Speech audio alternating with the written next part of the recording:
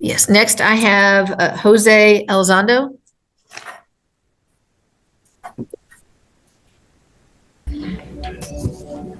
Good morning, Your Honor. My Christian name is Jose, and my family name is Alzando. I'm the Bailor today, and respectfully ask some issues to raise. Wait, Mr. Alzando, wait.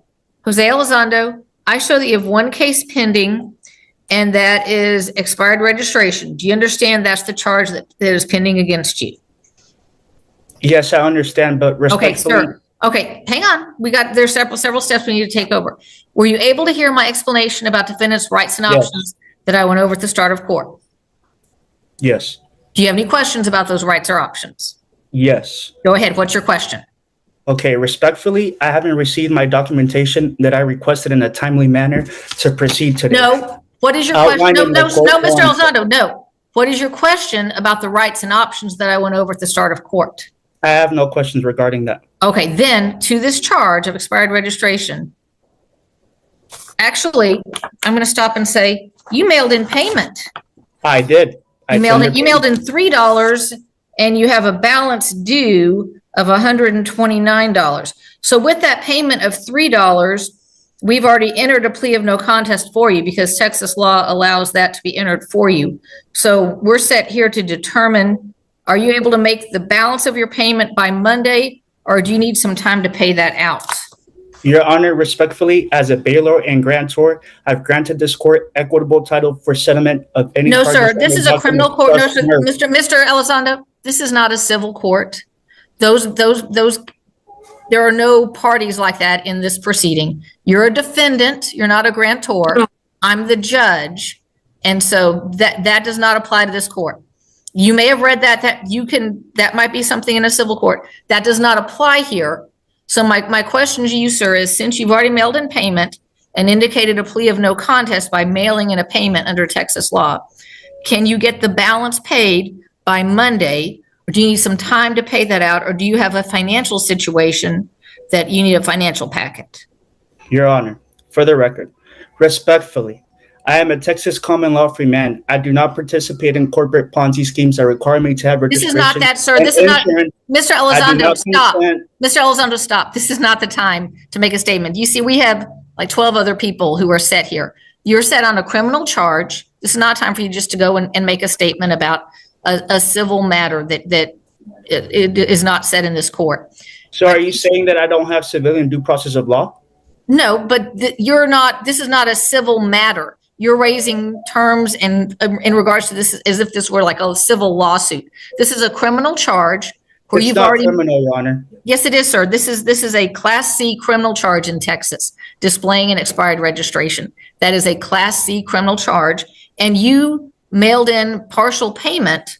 So I'm trying to determine, are you able to make the rest of your payment by Monday, or do you need some time to pay it out? I have the right to equitable title for this settlement or any charges on the Doctrine of Trust Merge. This is not a matter of a title to a vehicle or anything like that, sir. You seem to be confusing some civil law. Well, I have some confusion because on Supreme Court case law Murdoch versus Pennsylvania, they clearly state that you don't need registration or insurance for private personal travel, and I don't consent to any corporate Ponzi scheme. Okay, well, this is nothing to do with a corporation. This is a Texas charge, and you've already mailed in a payment for this. So you've indicated a plea of no contest. Are you saying that you're not pleading that?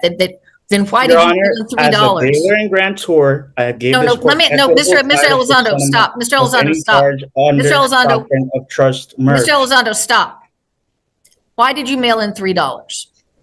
Because as a Bailor and Grantor, I have granted to this court equitable title for settlement of any. No, sir. We do not settle. And, sir, Mr. Alzando, there's no party in a criminal charge that's called a Bailor, and you cannot claim a position that is not one in this court. Your Honor, there's no status of Bailor. Are you giving me finance? No, sir. Listen, I need you to listen to me. I need you to listen to me. There's no status of Bailor or Grantor in this criminal court. You may have read some cases in regards to some other matter. You are a defendant. No, Mr. Elizondo, you need to be quiet and listen. You're a defendant. You mailed in $3, which is partial payment of a total of $132. All right. Now, by law, when you mail in a payment, a plea of no contest is entered. All right. So my question to you was, when you mailed in the $3, was that your intent to make a partial payment, requesting a payment plan, or were you attempting to post a bond? My intent was, like I said, I am the bailor and grantee. I have granted this court equitable title for settlement of any charges under Doctrine of Trust Merge. That's my answer to your question. Okay, that is not an answer that applies in criminal court. So based upon your payment of $3, the court has already entered a plea of no contest, and I'm going to order that you get the balance paid, Your Honor, respectfully. Within 30 days. Okay, Your Honor, respectfully, with those documents that you have, I didn't receive any documentation requested in a timely manner to proceed today. Outlining my full warranto under Chapter 66 of Texas Civil Practice Code, which okay, is stop, Mr. Elizondo, stop. The Civil Practice Code does not apply to this courtroom. This is the Code of Criminal Procedure applies to the criminal courtroom. So the civil code does not apply. But I still have a civilian due process, Your Honor. Well, yes, I have not entered a plea. You did by mailing it in. By mailing that in, that's entering a plea of no contest. You mailed in a payment of $3. Your Honor. You can get the balance paid. The reason why I did that, as a Bailor and Grantor, like I stated multiple times, I've granted this court equitable title for settlement. Okay, Mr. Elizondo. Merge. Mr. Elizondo, were you wanting to plead not guilty and request a trial? No. Respectfully, Your Honor. Constitutionally, too. For the record, I am a Texas common law free man. I do not participate in any Ponzi schemes that require me to have registration and insurance. I do not consent quasi-jurisdiction. Respectfully, Your Honor, I plea for a civilian due process of law. Okay, well, you're under Section 1, Article 10. Okay, Mr. Alzando, you're receiving the exact same due process that every other person who's appeared in this court has. And you have mailed in a payment of $3, and that payment is received as a plea of no contest. Who is my accuser, Your Honor, respectfully? The state of Texas. That citation that you received, that is the accusation. And okay, well, I would like to go to trial for this. So you're indicating that you wish to change your plea from no contest to not guilty? Yes. All right. And you wish to waive your right to jury trial, or do you wish to request a jury trial? No. So no jury trial. You wish to waive your right to a jury trial? 1 second, please. One jury trial. Never mind. Give me a jury trial, please. So you wish to request a jury trial? Yes. Okay. And you will be representing yourself, or will you be retaining counsel? Myself. Okay. Do you understand that if you request a jury trial, if you're found guilty, in addition to the regular state court cost, there is an additional jury trial court cost that's assessed if you're convicted. Your case is going to be reset for a pretrial hearing that is going to be for our May contest docket, which is at 6 p.m. on May 7th.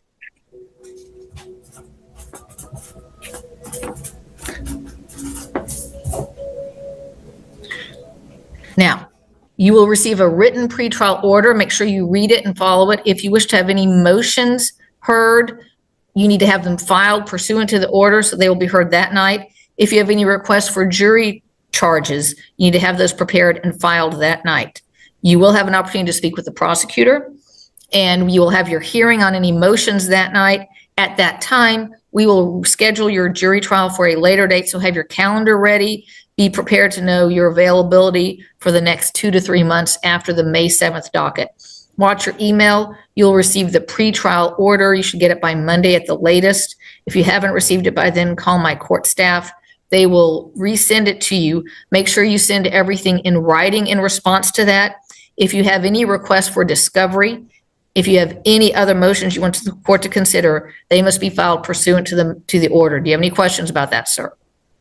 No, Your Honor. Thank you so much. All right. We'll see you back here May 7th at 6 p.m. Yes, ma'am. Thank you.